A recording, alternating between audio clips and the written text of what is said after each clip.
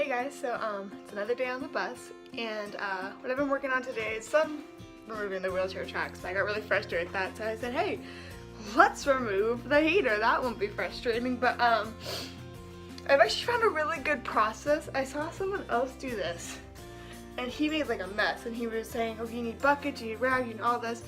I found a really awesome system that I've done. So the first thing I did, which didn't even seem like that necessary, is I went under the hood and I closed the valves to the,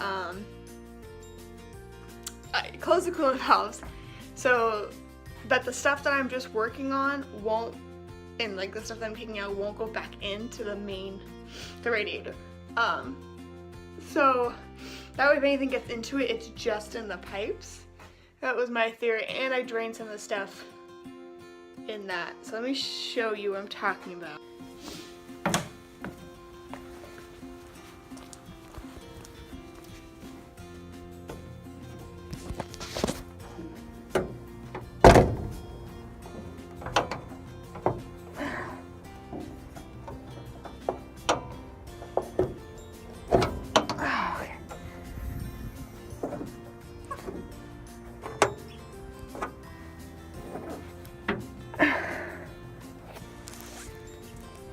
So these are closed off right now. Same with that one. I undid these. And then this one and then drained it. As you can see, there's coolant all over the place. So yeah, and I got the coolant out of some. I got maybe like a quarter of a gallon. So I knew there wasn't all of it, and then it started raining. So I moved in.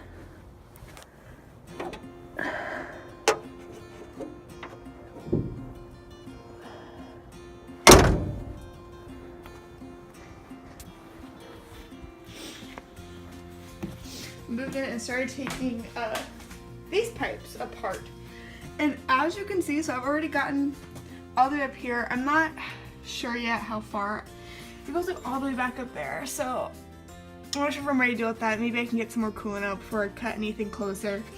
So I just zipped tight up here with all the cords, which I'm sure is not safe, but that way so it won't be able to come out. So far I have like one, maybe two little coolant messes. Here's another one. So overall, it's going pretty dang good.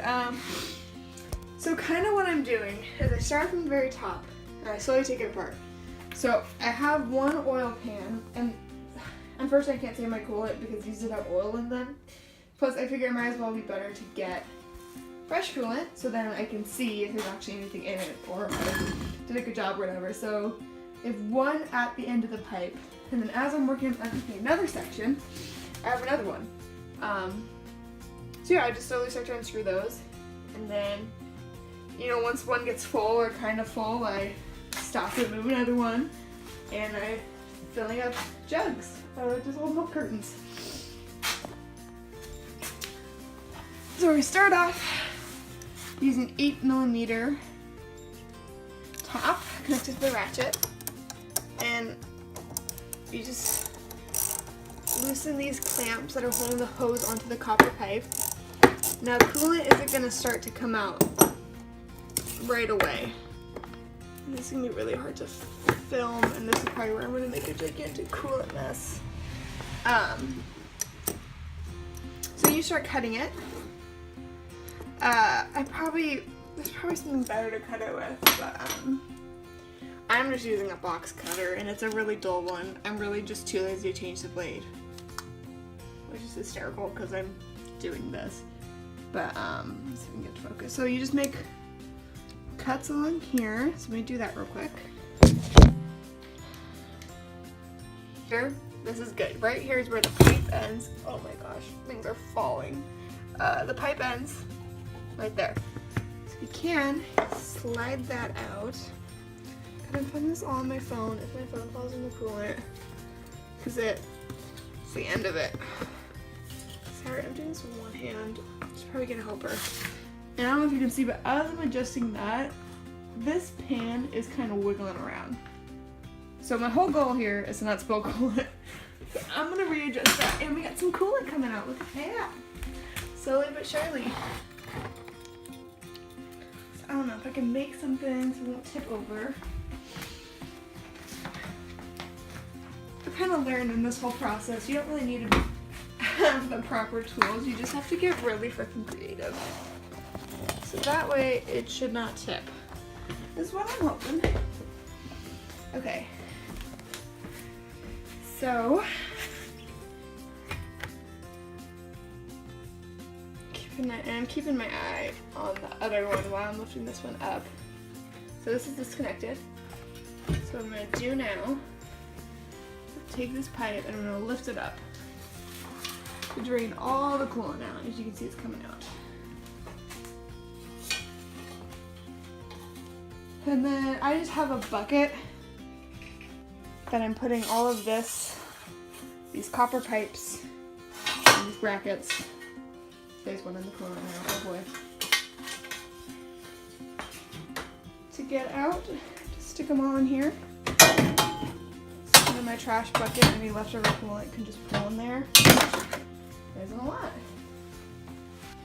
And then from there, I get whatever is falling in the coolant out. And then even when I just get a little bit in, just so each time I start with a fresh pan, I dump it in my jug. Oh, this one's almost full. It's exciting. There, so I start each time with a fresh pan, so I don't have to worry about it getting full or anything like that.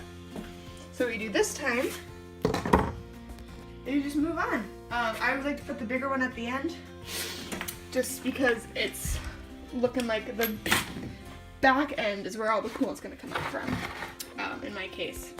So yeah, so then you just switch them.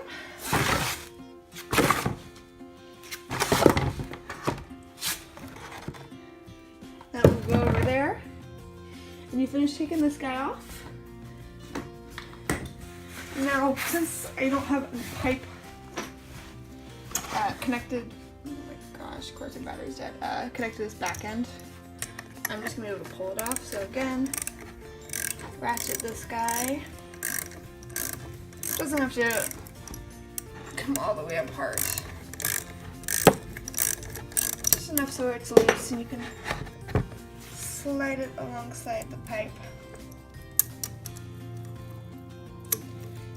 Another thing I kind of do is I take my foot and I kind of prop it up the pipe. That way gravity isn't working against me where it's just gonna come shooting out. I have, some way to stop the flow.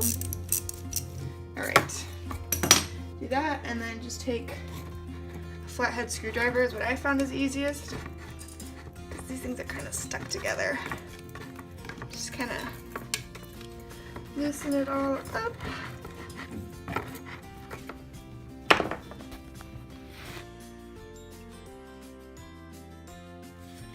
And unscrew it. Unscrew, so it's kind of weird, but I'm just going to twist it off. Make sure all the coolant's out of there. And then there's some more coolant draining.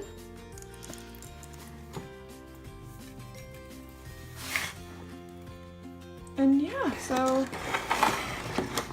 give it a little bit more leverage there. Okay, so there, that's kind of what I've been doing. Okay, so I got the heater out. I wasn't able to film any of it. It was a two-man job. It's hard to get this panel off. Some of the rivets were rusted over, and so we just started to twist it until it finally popped off. Thank God my sister was here because I needed some help. So I pulled that off. I undid some cords, just to be safe. And then I took out, I'm not gonna know, but like the actual heating part, I took that out and I just pulled. It was connected to some more tubes, and I slowly let that drain into the pan. But yeah, so this whole pipe in theory should be completely empty. So I'm gonna take that part off, and then I'm just gonna do what I did before, except I'm just gonna work backwards. So now I'm gonna take off this entire second line. So my plan once the heater is out is to just reroute the coolant back into itself up in the engine part.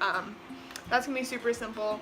The reason why I've seen other people reroute it like through up here in the bus. The reason I'm not gonna do that is my dad mentioned if you have a coolant leak, you don't want it inside your house. you want inside your engine. So he kind of had the theory, which I really like, keep the house separate from the car. So that's just gonna be up in the engine. That's gonna be really simple, just rerouting back into itself, keep the circuit closed and flowing well.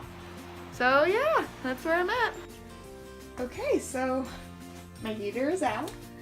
All the pipes are out. I still have the wiring, but there it is. Just moved it out of the way, so I'm gonna keep working on the tracks with my mom.